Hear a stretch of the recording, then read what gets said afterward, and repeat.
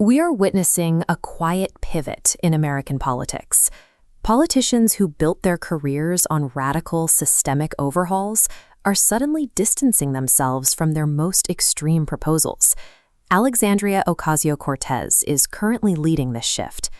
After years of building a national profile on socialist principles, she is now attempting to soften that image for a broader audience.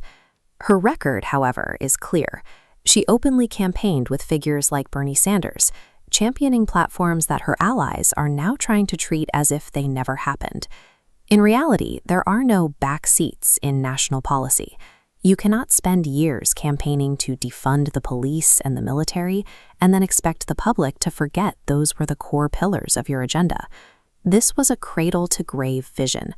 Government-guaranteed jobs, housing, and food, all managed by a centralized bureaucracy and funded by aggressive middle-class tax hikes. Before we consider handing over total control of the economy to Washington, we have to audit the government's actual, real-world track record of managing the services it already controls. Federal bureaucracy operates in a state of consistent failure across nearly every domestic sector it touches.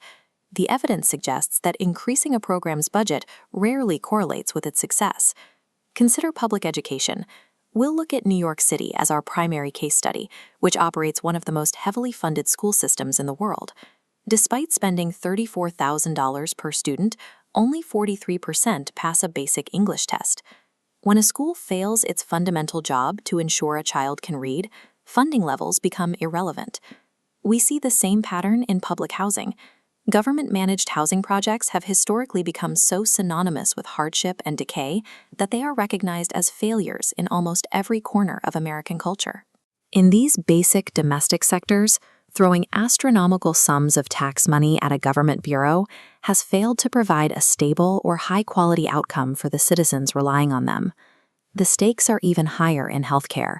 We've already seen the consequences of massive government intervention with Obamacare, where the promise to keep your doctor turned out to be a fiction for millions.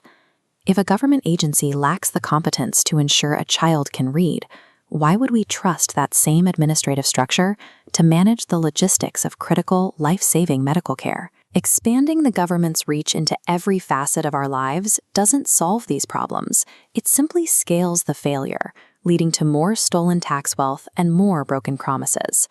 There is a stark contrast between these failed social programs and the areas where the government does succeed. When the state focuses on its core constitutional duties, such as border security, it can be highly effective.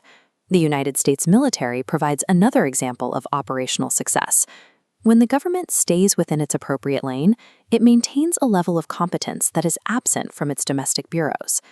Recent conservative leadership demonstrated that these core functions, securing the border and rebuilding the national defense, can still be executed with strength when the focus remains on the state's actual responsibilities. This raises a critical question. If expansive social programs have a consistent track record of failure and insolvency, why do progressives continue to demand more of them? These policies function as a mechanism to redistribute wealth and increase public reliance on the political class. By taking from one group to provide services to another, politicians create a system of dependency that justifies their own continued expansion of power. The audit is clear. The government fails at managing our daily lives. The only way to protect your future is to shrink the size of government, not build it.